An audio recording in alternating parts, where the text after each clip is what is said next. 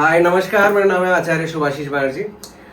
तो कंटिन्यू करते हैं। आज खुद की कुंडली कैसे देखना वो बाद में कंटिन्यू करेंगे। आज हम लोग सीखेंगे कि हम कुंडली में सारे दिशाओं को कैसे निर्धारित करते हैं, है ना। मैंने बहुत बार ये सवाल पूछा है कि मेरा कौन सा डायरेक्शन मेरे लिए अच्छा है, कौन से डायरेक्शन से मुझे काम आएगा, कौन से डायरेक्शन से मुझे बीवी मिलेगी, कौन से डायरेक्शन मेरे लिए अच्छा है, उसमें सोना चाहिए। सोने का भी डायरेक्शन होता है, ऐसा नहीं कि जनरली साउथ में सब लोग सर रख के सो रहे हैं।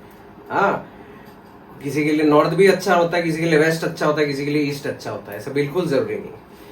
तो हम लोग शुरू करते हैं अपनी कुंडली से। तो ये बेसिक कुंडली है, हाँ, जिसके खाने तो आपको पता है, first, second, third, fourth, fifth, six, seventh, 8, 9, 10, 11। Okay, ये बेसिक याद रखिए। ये खाने हो गए आपके 12। इनको 12 राशियों में बांट दिया गया है, जो कि Aries, Taurus, Gemini, Cancer, Leo, Virgo, Libra, Scorpio, Sagittarius, Capricorn, Aquarius, Pisces. Okay, लेकिन ये काल पुरुष की कुंडली है, कॉस्मिक मैन। पहले के आप एपिसोड्स देखेंगे तो आपको पता चलेगा किस बारे में मैं बात कर रहा हूं। अब ये जो राशियां हैं ये बेसिक जनरल है। ये आपके यहाँ पे नंबर 12 हो सकता है, नंबर 10 हो सकता है, नंबर 8 हो सकता है, कुछ भी हो सकता है, ठीक है। उस अनुसार ये आपका फर्स्ट हाउस हो जाएगा और वो फर्स्ट हाउस का राइजिंग साइन हो जाएगा। जैसे इस कुंडली में, काल पुरुष की कुंडली में राइजिंग साइन एरीज। तो सपोज एरीज ही मान लेते हैं, आपकी कुंडली है, उसमें एरीज राइजिंग साइन। साइन को छोड़ दीजिए, पहले बार 2 मिनट के लिए साइन भूल जाएंगे। हम कंसीडर फर्स्ट हाउस को करेंगे। तो आपको ये याद रखना है, फर्स्ट हाउस जो है वो राइजिंग साइन इसलिए कहा जाता है क्योंकि जब आप पैदा हो रहे थे तो जो साइन ईस्ट में राइज कर रहा था, राइज हो रहा था, जैसे सनराइज होता है, मून राइज होता है ना, वैसे साइन भी राइज होती। नक्षत्र जब अर्थ ऐसा रिवॉल्व हो रहा था तो वो पर्टिकुलर नक्षत्र ईस्ट से ऊपर आया था। ओके, तो वो जो पर्टिकुलर साइन है वो आपका फर्स्ट हाउस हो जाता है। तो फर्स्ट हाउस ईस्ट डायरेक्शन हुआ। लग्न इज ऑलवेज ईस्ट। ठीक उसी तरह 10वां जो घर होगा, साइन नहीं, राशि नहीं, 10वां घर होगा वो साउथ होगा। 7वां घर जो होगा वो वेस्ट होगा। चौथा घर जो होगा वो नॉर्थ होगा। ठीक है, अब ये आपको रटना पड़ेगा, ठीक है, इसको बस रट दीजिए। ईस्ट, साउथ, वेस्ट, नॉर्थ, इसी ऑर्डर में। इस ऑर्डर में, क्लॉकवाइज ऑर्डर में याद रखेंगे। लेकिन कुंडली एंटी क्लॉकवाइज होती है ना, क्योंकि उल्टी जा रही है, समझ रहे हैं आप। लेकिन हम लर्न करेंगे ईस्ट, साउथ, वेस्ट, नॉर्थ। तो जब हम काउंट करेंगे एंटी क्लॉकवाइज तो हम क्लॉकवाइज उस स्प्रेड को डालेंगे। क्यों डालेंगे? ये हम लोग हर जो राशि है, मतलब जो घर है, वो हर घर को एक डायरेक्शन डिनोटेड है, समझ गए आप। तो यहाँ पे नंबर 2, यहाँ पे नंबर 3, यहाँ पे नंबर 5, नंबर 6। तो राशियों के अनुसार या घर के अनुसार अगर हम लोग जाएं तो ईस्ट, साउथ, वेस्ट, नॉर्थ को अगर यहाँ पे प्लेस करें तो ईस्ट, साउथ, नंबर 2 का घर, नंबर 2 की राशि भी साउथ होगी हमेशा। नंबर 3 का घर, नंबर 3 की राशि वेस्ट होगी। फिर नॉर्थ आ गए हम लोग चौथे घर में। फिर सेम चीज, सेम ऑर्डर में, ईस्ट, साउथ, वेस्ट, ये जो हमने लर्न किया क्लॉकवाइज, इसी को एंटी क्लॉकवाइज आप सिर्फ बिछाते जाइए। तो 5वां घर वापस ईस्ट हो गया, 6ठा घर साउथ हो गया, 8वां घर और राशि हो गया नॉर्थ, 7वां घर और राशि हो गया वेस्ट, 9वां घर और राशि ईस्ट, 10वां घर और राशि हो गया साउथ, 11वां घर और राशि वेस्ट अगेन, और 12वां घर और राशि हो गए नॉर्थ। ठीक है, अब क्या है, आपको ये सारा कुछ लर्न करके रखना है। आपने जब ये नंबर और ये हाउस नोट कर लिए, ठीक है, ये generally east, south, west, north, है ना, east, south, west, north, east, south, west, north, east.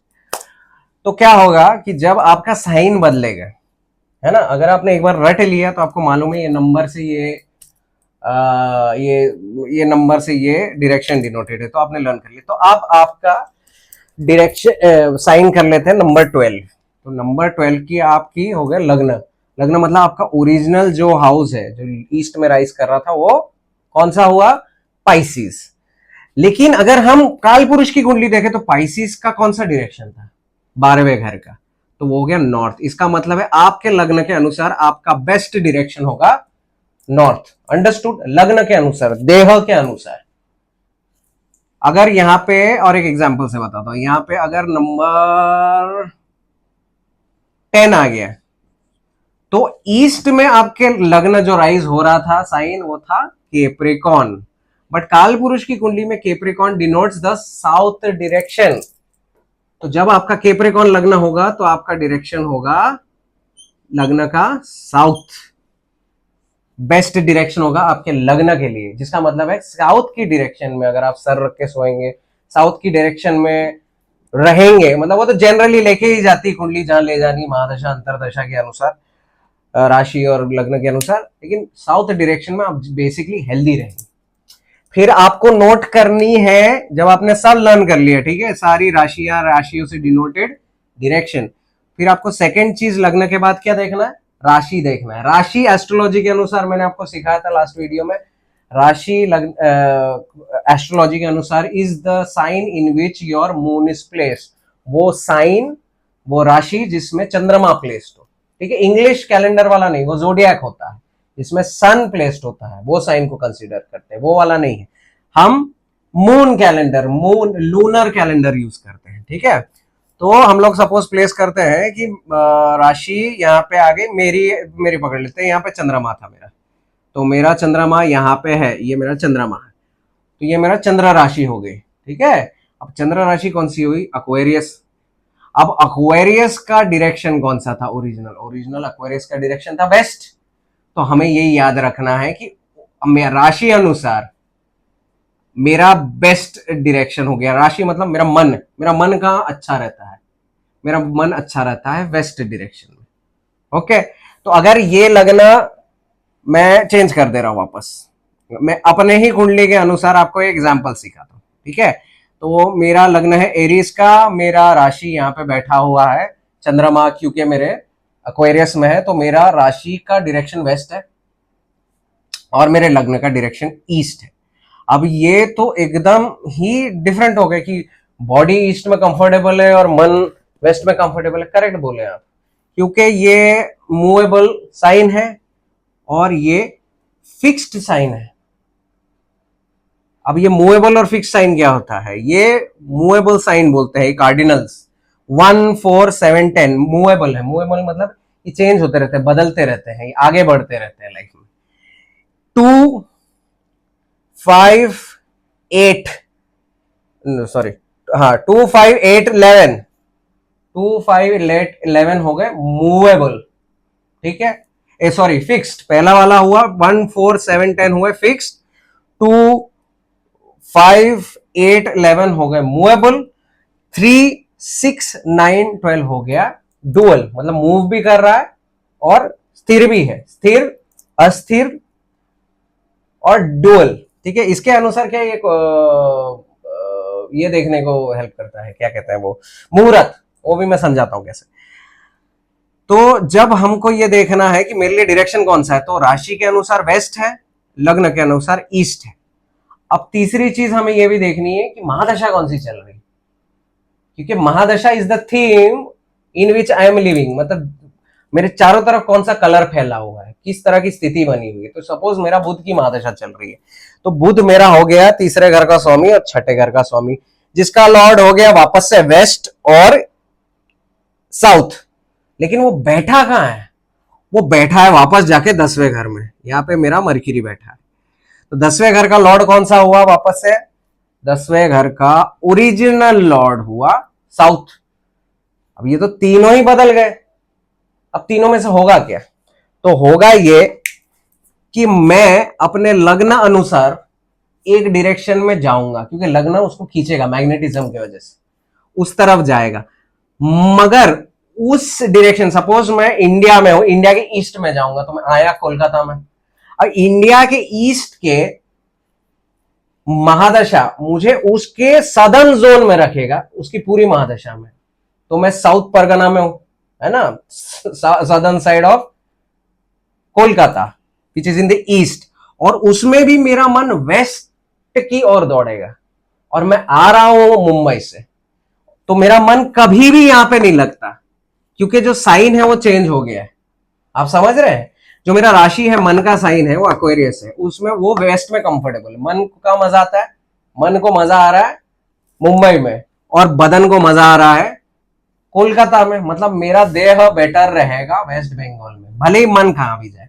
तो हम लोग क्या नोटिस करेंगे? पहली चीज, अगर हमारी राशि और लग्न एकदम ही डिफरेंट है, एक दूसरे से एकदम ही ऑपोजिट है, हम सिर्फ लग्न को कंसीडर करेंगे, क्योंकि लग्न आप है, आपका मन नहीं है, आपके अंदर के थॉट्स नहीं है। आपका मन कर सकता है आप दारू पिए, लेकिन दारू आपके लिए हानि करेगी। आपका मन कर सकता है आप दूध पिए, लेकिन दूध आपके लिए हानि कर सकती है अगर आप लैक्टोज इंटॉलरेंट है। तो आपको लग्न और महादशा जो भी चल रही है, वो लग्न जहां भी जिसका भी लॉर्ड है, जिस डायरेक्शन का, वो डायरेक्शन पर्सन के लिए बेस्ट है। और उसके बाद जो सेकंड बेस्ट डायरेक्शन है उसके राशि का है, और थर्ड है उसमें थीम बनेगा वो महादशा। तो ईस्ट का साउथ और वेस्ट का साउथ हमेशा मेरे लिए लकी होगा। मतलब मेरा मन सबसे अच्छा रहेगा वेस्ट के साउथ में इस महादशा में, और ईस्ट के साउथ में मेरा बॉडी सबसे अच्छा रहेगा। समझ गए आप? अगर ये दोनों सेम होते, यहीं पे राशि होती, तो कोई प्रॉब्लम ही नहीं था। तो मन और बदन एक ही जगह खुश रहता, संतुष्ट रहता। अब ये लर्न करना क्यों जरूरी है पता है? क्योंकि आपको जानना है आपका बेस्ट डायरेक्शन कौन है, कौन सा है। अब अगर हम लोग को बेस्ट डायरेक्शन जानना है, तो लग्न और महादशा के लॉर्ड के डायरेक्शंस को हमने पकड़ लिया। समझ रहे हो? लग्न के लॉर्ड और महादशा के लॉर्ड के डायरेक्शंस को याद कर लिया, और राशि जिस राशि में उसके लॉर्ड को याद कर लिया, तो हमें पता चल गया ये सारे डायरेक्शन हमारे लिए अच्छे हैं। ठीक है, अब हमें क्या करना है? अब इसके बाद अगर हमें वास्तु करवाना है, तो वो जेनेरिक वास्तु नहीं, वह वास्तु भी मैंने लिख के रखा है, जेनेरिक वास्तु नहीं करना, हमको अपने कुंडली अनुसार वास्तु करवाना पड़ेगा। कुंडली अनुसार वास्तु करने के लिए ही वास्तु एक्सपर्ट्स लाखों रुपए लेते हैं। और ये जो जनरल यूट्यूब पे फैले हुए हैं, हर कोई वास्तु एक्सपर्ट बन गया है, वो चैट जीपीटी और गूगल से सीख के 3 दिन का क्रैश कोर्स करके आया यूडेमी का, और वो जेनेरिक वास्तु सिखा रहा है, जो कि मैं आज ही आपको सिखा दूंगा। अब इस कुंडली में भी आपको ये कैटेगराइज करना है कि ये कुंडली पर्सनल लेवल पे डायरेक्शंस देखने के लिए था, लेकिन इसमें भी कुछ प्रिंसिपल्स अभी भी लागू होंगे जब हमको वास्तु देखना है, because kundli and vastu are hand in hand. And third school is Ayurveda. ये 3 स्कूल है, ठीक है? कुंडली है, वास्तु है, आयुर्वेद है। कुंडली में आते हैं रेमेडीज, वास्तु में आता है वास्तु रेमेडीज, आयुर्वेद में आता है आयुर्वेद के रेमेडीज। ठीक है, तो अब इसमें कंसीडर क्या करना है? इसमें आपको सिर्फ याद रखना है कि मुख्यतः ये नॉर्थ है, ये साउथ है, ये वेस्ट है, और ये ईस्ट। कौन सा? ईस्ट डायरेक्शन ये है, नॉर्थ डायरेक्शन ये साउथ है, वेस्ट है। इसका जो लॉर्ड्स है और इसका जो सिग्निफिकेशन है, ये वास्तु में सेम।